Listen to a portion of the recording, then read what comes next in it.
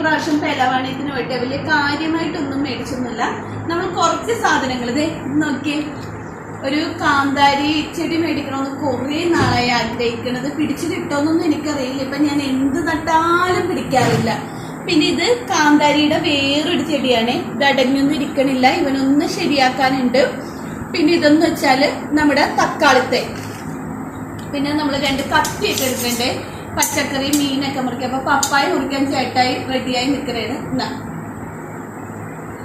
പിന്നെ ഇതേ ഇവന് നമുക്ക് കുറേ നാളായി നോക്കണം. നമുക്ക് ഇതിൽ കുന്തിരിക്കൊക്കെ പുകച്ച് ഇവിടെയുള്ള നെഗറ്റീവ് എനർജിനെയൊക്കെ വലിച്ചു പുറത്ത് കളയാനായിട്ട് ആഗ്രഹിച്ചിരിക്കുന്നതാണ്. അപ്പം അതിനു വേണ്ടി നമുക്ക് അവർ സാമ്പ്രാണിയും തന്നിട്ടുണ്ട്, അതേപോലെ തന്നെ കുന്തിരിക്കും നമുക്ക് തന്നിട്ടുണ്ട്.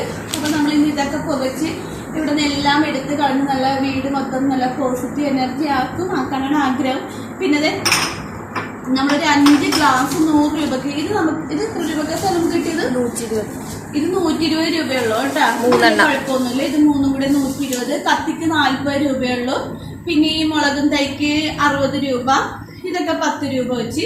ഈ 5 ഗ്ലാസ്സിന് നമുക്ക് 100 രൂപയാണ്. നല്ല കട്ടിയുള്ള നല്ല ഗ്ലാസ്. പിന്നെ സ്മോൾ എടുക്കുന്ന ചേട്ടന്മാർക്ക് ഇത് അടിപൊളിയായിരിക്കും, കറക്റ്റ് ആയിരിക്കും ഇതിൽ. പിന്നെന്ന് വെച്ചാല് നമ്മൾ ഈ പെലവാണിയത്തിലൊക്കെ പോണത് തന്നെ സ്രാവ്, ഈ സ്രാവ് മേടിക്കാനായിട്ടാണ്. അപ്പൊ നമ്മൾ അവിടുന്ന് കുറച്ച് സ്രാവൊക്കെ എടുത്ത്, പിന്നെ കുറച്ച് ഉണക്കക്കൊഴുവൊക്കെ മേടിച്ചിട്ടുണ്ട്.